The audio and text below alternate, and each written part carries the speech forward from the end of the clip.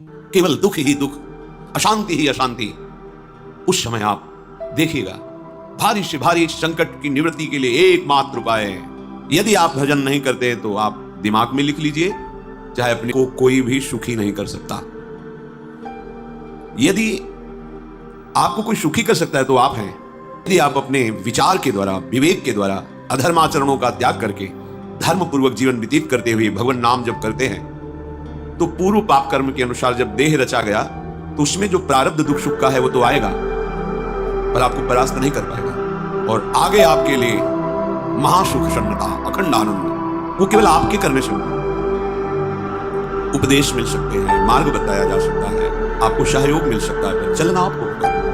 यदि आऊं और मेरी दुख निवृत्ति हो जाए तो इस भ्रम को छोड़ देना, क्योंकि हम आप तो बहुत छोटे जीव हैं, अर्थात बहुत लघु तपस्या, लघु पुण्य वाले हैं। हम उन महापुरुषों की बात करते हैं। ये दुख और सुख एक भ्रमात्मक इंद्रजाल है माया का, ना दुख है ना सुख है। जैसे स्वप्न में तुम चक्रवर्ती सम्राट बन जाओ तो जगने पर तुम थोड़ी रहोगे, तुम जो हो वही होगे। हम भगवान के चिदानंद अंश हैं।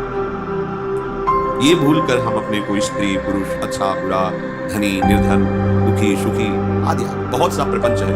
इसलिए तब तक आपको सुखी कोई कर ही नहीं सकता, क्योंकि दूर करने से होता तो स्वयं जगत गुरु परब्रह्म परमात्मा तत्व भगवान श्री कृष्ण सामने हैं और अर्जुन को कह रहे हैं, माते अर्जुन, ये आने जाने वाले अनुकूलता, प्रतिकूलता, गर्मी, शीतलता, अर्थात काम, क्रोध, लोभ, मोह, मद, मत्सर, अपमान, निंदा, ये सब ताप पहुंचाते हैं।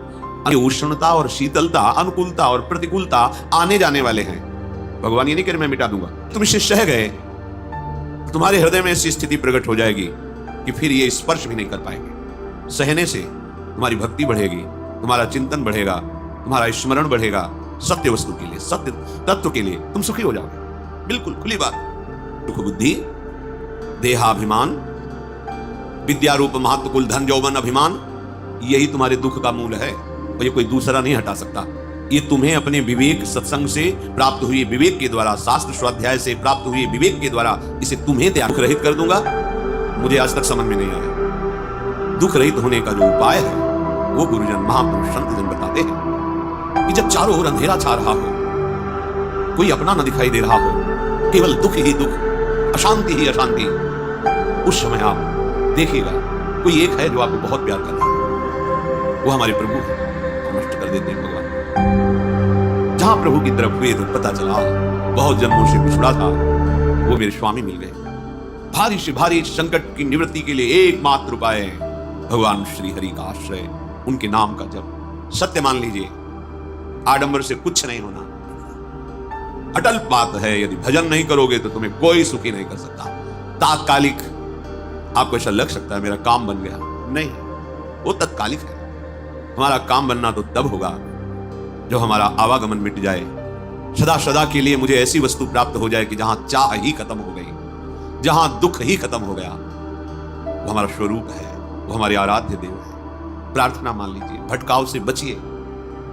आन आधार महापुरुषों ने स्पष्ट कहा। ये मलायतन मल का आगार है। मल माने कामना, नाना प्रकार की वासना, भ्रष्ट आचरण, छल कपट, दंभ पाखंड, बोलबाला। इसका एकमात्र श्री भगवान का नाम आता है, श्यामा श्याम, श्यामा श्याम, श्यामा श्याम।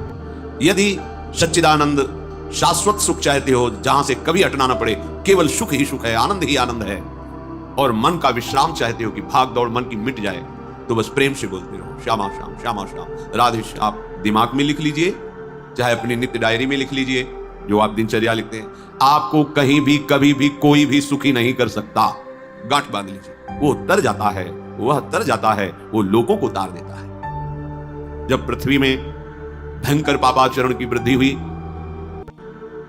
असुरों के द्वारा प्रेरित होकर के जहां भी धर्माचरण, नाम कीर्तन, यज्ञ, हवन, होम, ऋषि मुनि विध्वंस कर ब्रह्मा जी के पास गए, जो ईश्वर कोटि के महापुरुष, सबने ब्रह्मा जी से प्रार्थना की। ब्रह्मा जी ने कहा, हम भी जिनके सेवक हैं वही प्रभु अब हमारे दुख का निवारण कर सकते हैं। सोचो, आप किसी और से दुख निवृत्त कराना चाहते हैं? जिसने सृष्टि बनाई है, भगवान ब्रह्मा जी भी कह रहे हैं मैं जिनके सेवक हूं, वही प्रभु हमारे और आप सबके दुखों का निवारण कर। तो आपको समझ में नहीं आ रहा कि एकमात्र भगवान श्री हरि ही हमारे दुख का निवारण कर सकते हैं।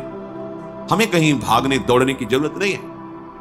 साधु समागम इसलिए किया जाता है कि हृदय पवित्र हो जाए। पवित्र हृदय की पहचान बुद्धि में विवेक का प्रादुर्भाव हो जाए और विवेक से मोह का नाश करके हम निरंतर प्रभु के प्रेम में डूबे, भजन में डूबे। वैकुंठ चले, किसी ने कहा क्षीर सागर चले, अपनी अपनी भावना व्यक्त कर रहे थे। हे गिरिजा, परम वैष्णवाचार्य भगवान महादेव जी कहते हैं, उस देव समुदाय में हम भी थे। हमने कहा कि हमारे तो हृदय में बात ऐसी आती है कि कहीं भागने की जरूरत नहीं है। सर्वत्र समाना, जैसे वो वैकुंठ में विराजमान है, क्षीर समुद्र में विराजमान है, ऐसे कण कण में विराजमान है। बस तुम प्रेम से पुकारो, जहां पुकारोगे वहीं प्रभु प्रकट हो जाए। तो सिद्धांत है, भटकने की जरूरत नहीं। जहां हो वहीं से प्रिया प्रीतम का नाम पुकारो, नाम कीर्तन करो, उनकी लीलाओं का गायन करो, सबको सुख देने की भावना करो। देखो तुम्हारी दृष्टि बदलती चली जाएगी, भगवत साक्षात्कार करने की योग्यता आने लगेगी। निर्भय हो जाओ, निश्चिंत हो जाओ। मैं स्वयं अपने अंशों के सहित अवतार लेकर इस भूमि का भार हरण करूंगा। तुम सब बड़े बड़े जो देवता हो, जाओ हमारी लीला में सुख लेने के लिए सब ऋक्ष वानर आदि का रूप धारण करो। ब्रह्मा जी, महादेव जी, बड़े बड़े ईश्वर कोटि के लोकपाल बहुत प्रसन्न हुए, क्योंकि भगवतवाणी सत्य है, त्रिकाल सत्य है। भगवान पधार रहे। भगवान ने जो निरंतर भजन प्राण रहते हैं, कश्यप जी, आदित्य, वो भगवान के वात्सल्य में भरे थे। प्रभु जब प्रकट हुए तो उनसे कहा, मुझे आप जैसा पुत्र चाहिए।